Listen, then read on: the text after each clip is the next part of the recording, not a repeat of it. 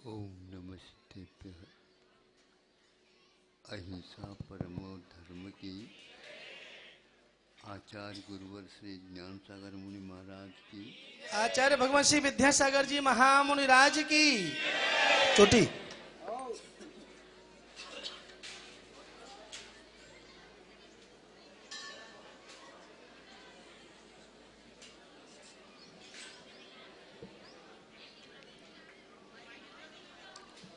संस्कार बहुत दिन के भी होते हैं और कुछ दिनों के भी संस्कार हुआ करते हैं।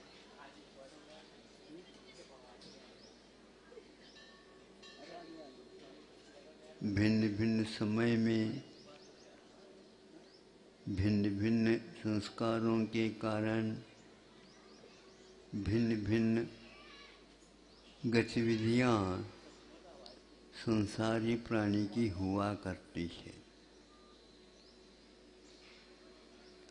हम भले इसको याद नहीं कर सकते अथवा वो याद में नहीं आ सकते, किंतु ये हमारा इतिहास है। ये इतिहास का अर्थ क्या है, हमने ही इसका लेख लिखा था, जो वर्तमान में हमें याद दिलाते हैं।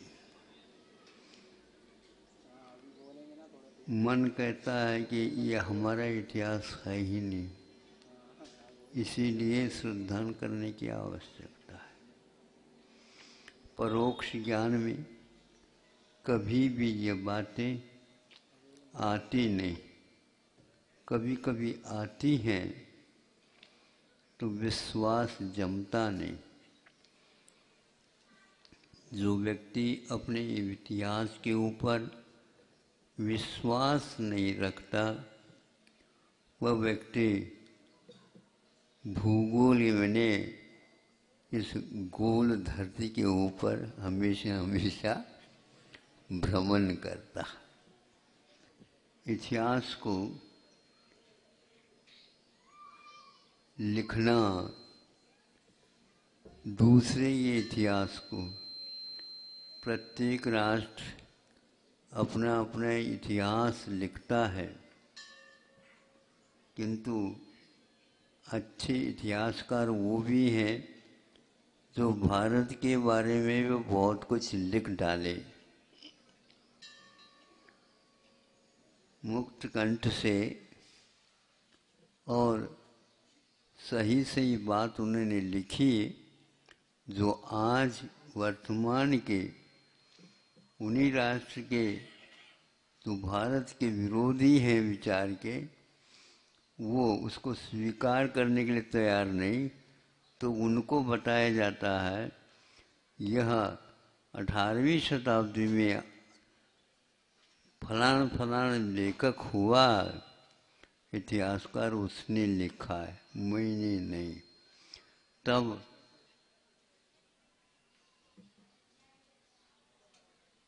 स्वीकार करना पड़ता है कि इतिहास कोई वस्तु होती है।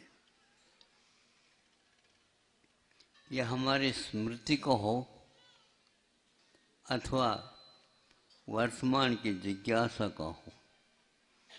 स्मृति तब हुआ आती है जब हमारा ज्ञान वर्तमान में लगा हुआ आता है, उस समय स्मृति नहीं आती। और जब हम वर्तमान को गौण करते हैं तो स्मृति हो आती है, बहुत दूर की अथवा अड़ोस पड़ोस की अथवा बहुत सारे नमूने के रूप में। अपना प्राय करके बहुत कम स्मरण में रहता है, रहता तो है लेकिन बहुत कम स्मरण में। किंतु दूसरे का, जो हमारे इष्ट है, अथवा हमारे लिए अनिष्टकारी है, उससे बचने के लिए अनिष्टकारी है, उससे बचने के लिए स्मृति हो आती है। और जो इष्ट हमारे लिए पौष्टिक है, पुष्टि प्रदान करने वाला होता है, उसकी भी याद हम राग के रूप में करते हैं। ये संसारी प्राणी का राग और द्वेष, इन दोनों के साथ संबंध इतिहास भूगोल के समान है। इतिहास को याद करते हैं तो भूगोल नजर आती, और भूगोल की ओर देखते हैं तो इतिहास के पृष्ठ याद आ जाते। भूगोल के धरती के ऊपर ही इतिहास लिखा जा सकता, लिखा गया है। कभी कभी सुनने में आता है, जो बुरी चीज रहती है उसको नीली स्याही में न लिख करके लाल स्याही में लिखी जाती। सही है? हाँ हाँ, कभी कभी ये सुना, अरे एक पंक्ति भी उसकी लाल के बिना छूटी नहीं है। मतलब आपका इतिहास लालाजी लाल स्याही में लिखा हुआ है। लाल स्याही का अर्थ हमेशा हमेशा क्रिमिनल केस है। बिल्कुल लड़ाकू।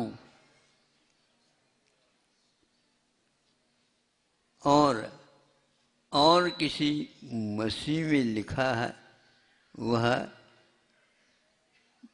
थोड़ा अच्छा है, लेकिन चाहे वह भूगोल हो चाहे इतिहास हो,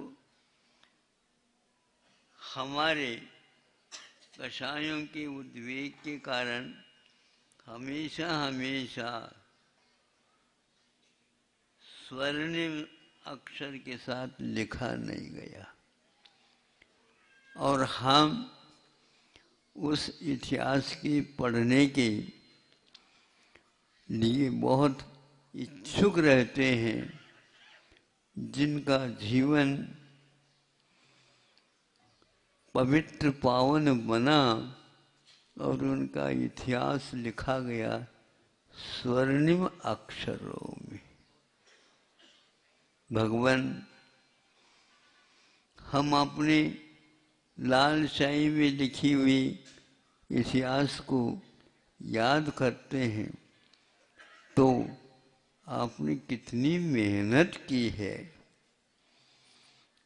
ये लाल स्याही होने में देर ही नहीं लगता। क्षत्रिय इसको नश्वर मानते हुए जब पति रणांगन में जा रहा है,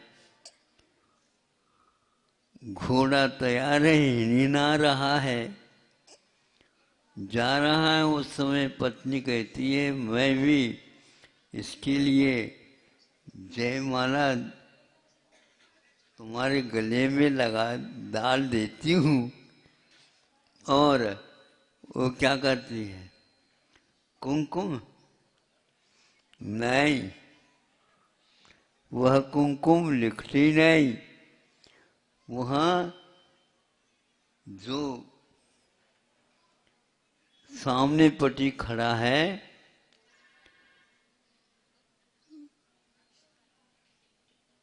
तलवार से अथवा भाले से अथवा उसके बाण, तीर बाण कमाने ना, उससे हाथ पर निशान करती है और उसमें से निकाल करके तिलक लगा देती है। आत्मा की और राष्ट्र की बात करो और सब छोड़ दो कर्तव्य। किंतु राजा को उसको याद दिलाना था,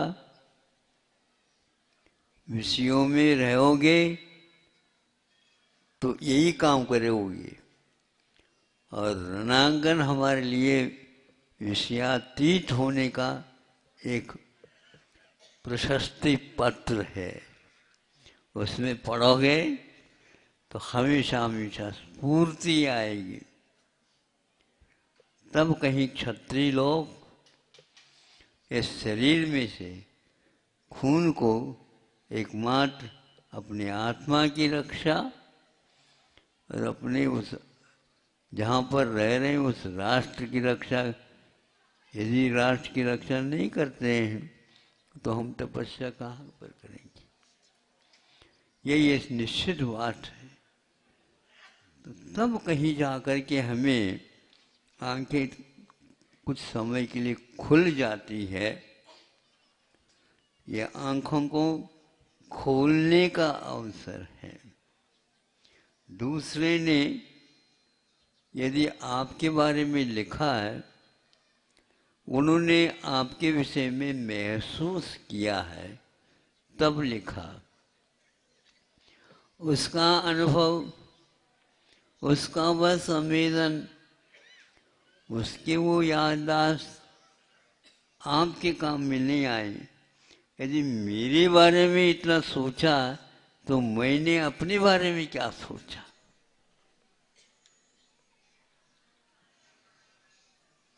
भगवान आपके जीवन को त्रैकालिक रूप से जान लिया। भगवान को तो कम से कम याद करो, जो तुम्हारे पूरे पूरे त्रैकालिक इतिहास वहां पर टंगा हुआ है।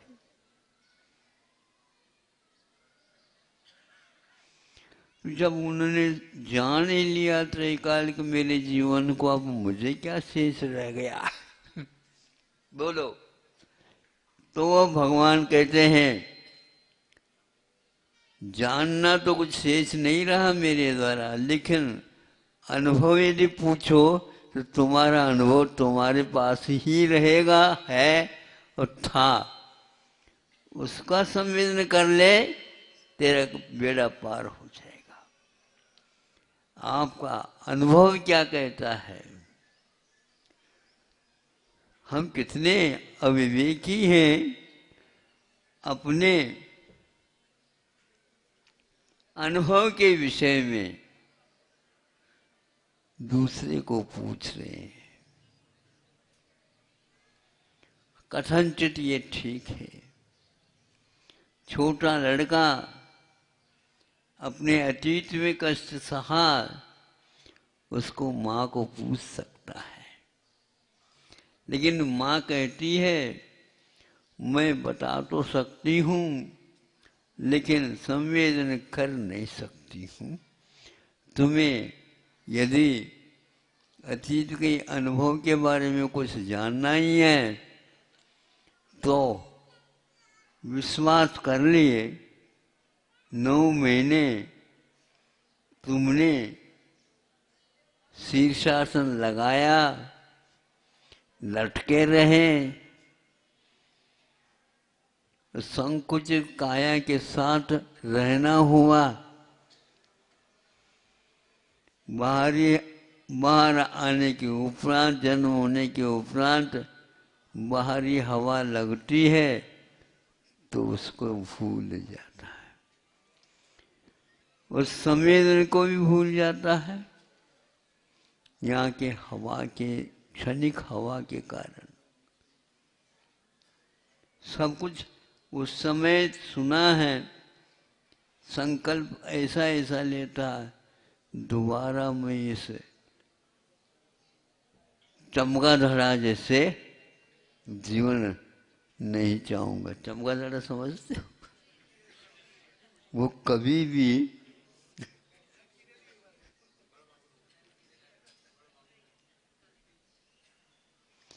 बहुत तेज के साथ वह उड़ती है। सुन रहे हो? हाँ, आपके पास से वह गुजर जाती है, और आप सोचते हैं यार कितनी स्फूर्ति वाला है, हजारों बार आएगी और चली जाएगी चमकते हुए, लेकिन कभी भी आपको वो टकराती नहीं। बंधु, अब आप दूसरे से टकरा मत करो।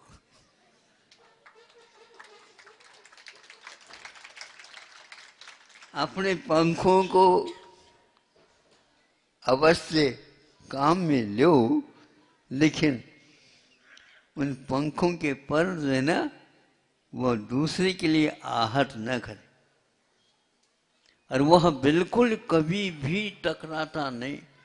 एक बार भी हमने देखा, बस बरसात होना हो उस समय शाम के समय पर वो निकलते हैं, लगता है कि चिड़िया है या और कोई पंछी है, लेकिन नहीं,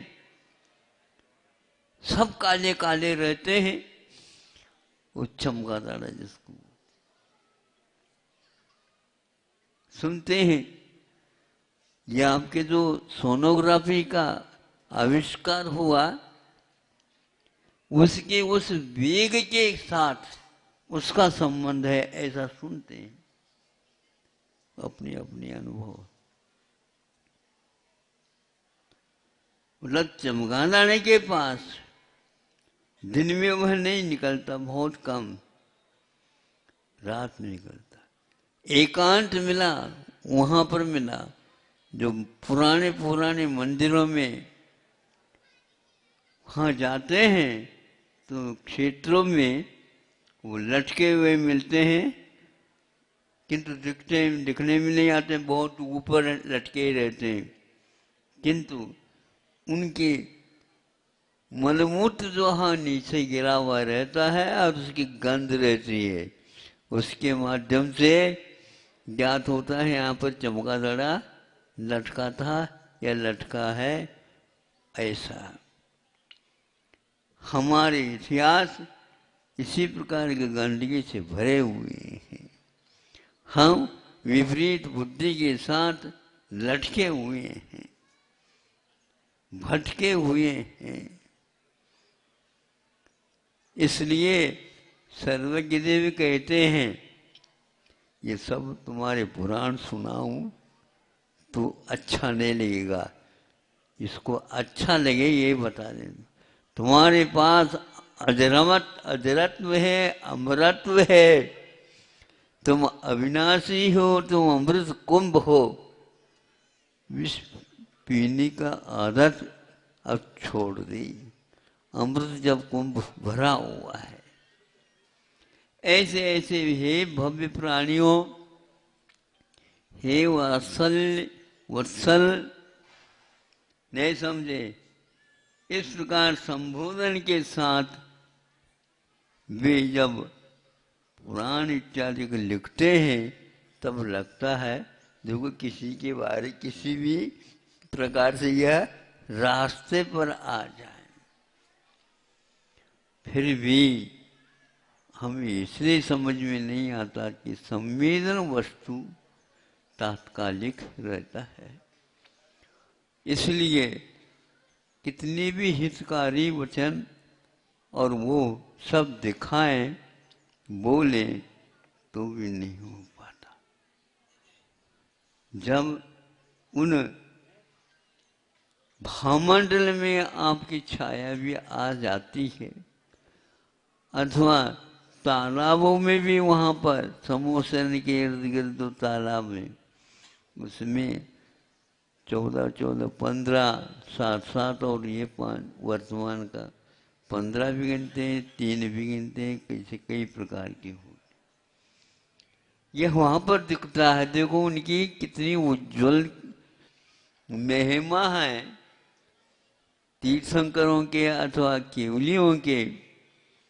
उनकी उन तालाबों में भी ऐसी क्षमता आ गई है कि आपको उसमें से चित्र दिखेंगे, बिल्लियों कैसे, उड़ियों भी बोलती।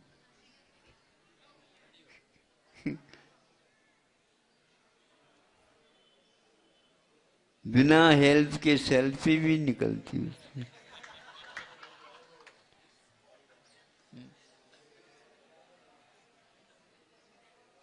आपका फोटो उनके उस तालाब में और भामंडल में झलक रहा, ताकि अपने भविष्य को देख करके, अतीत को देख करके वर्तमान को सुधार ले। सुन रहे हो कि नहीं? आओ, चमगादड़ का एक उदाहरण दे दिया और भामंडल का एक उदाहरण दे दिया और स्वर्णाक्षर को रखा है, लेकिन उसके साथ साथ लाल अक्षरों को भी रखा।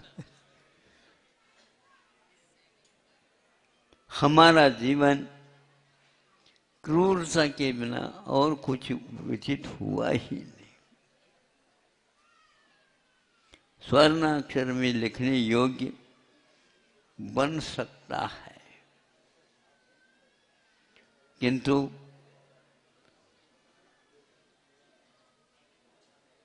स्वर्ण सुने सुष्ठु रूपेण अथवा स्व के द्वारा अर्निंग नहीं समझे, कमाई करो तो संभव है। लाल चिट्ठी ठीक नहीं। कभी कभी अहित के बारे में कोई सूचना संकेत देना हो तो लाल चिट्ठी का ही उपयोग करते हैं। और इतना अवश्य याद आता है, प्रश्न पत्रिका की मार्जिन में जो 1, 2, 3 अंगुल का छोड़ा जाता है, उसमें प्रश्न के नंबर कितने हैं और विशेष रूप से क्षमा मांग करके पूरा पत्र नहीं मिलने के कारण, विलम्ब होने के कारण हमने इस जगह का भी उपयोग किया। कृपा करके हमें अंक दिए जाए।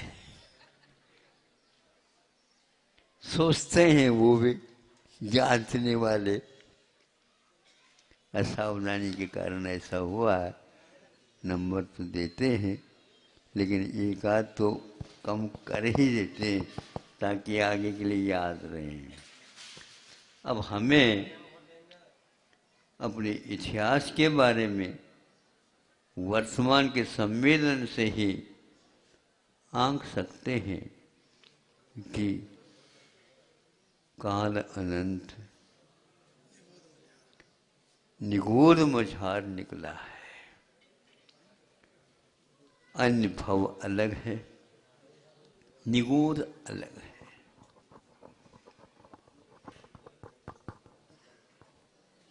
उसका कोई ठिकाना नहीं। सीमा हो करके भी बार बार बार बार वहीं पर मर करके अनंत काल गुजार सकता, गुजरता रहता है। ऐसा इसका ऐसा बहुत कम उपयोग में आ जाता है। बिजली जब चमकती है, जब वर्षा के काल में बिजली चमकती रहती है, आंखें सब कूंद जाते हैं तो हम देख नहीं पाते। क्या हो गया? बिजली चमक गई, वो निकल आई, रह नहीं सकती। ऐसा काल हमारा अनंत निगोद में निकला हुआ है। प्रभु से क्या पूछें और वो क्या बताएं? मैं बताना चाहूँगा तो भी तुम्हारे दिमाग में वह रील उतरेगी नहीं। उसको देखने के लिए बड़ी नेत्र ज्योति की आवश्यकता है, जिसे आस्था बोलते हैं। उस आस्था से ही उसको देखा जा सकता है। संवेदन से उसको हम पकड़ नहीं सकते। हाँ, जब हमारा संवेदन शुद्ध हो जाएगा, उस समय में भी उसको अतीत और अनागत के रूप में तो जान लेंगे, किंतु संवेदन तो हमारा वर्तमान का उस समय होगा, जैसे ही अभी हो रहा। तो अतीत या अनागत काल का जो संवेदन है वो वर्तमान के साथ तुलना करके देख सकते हो।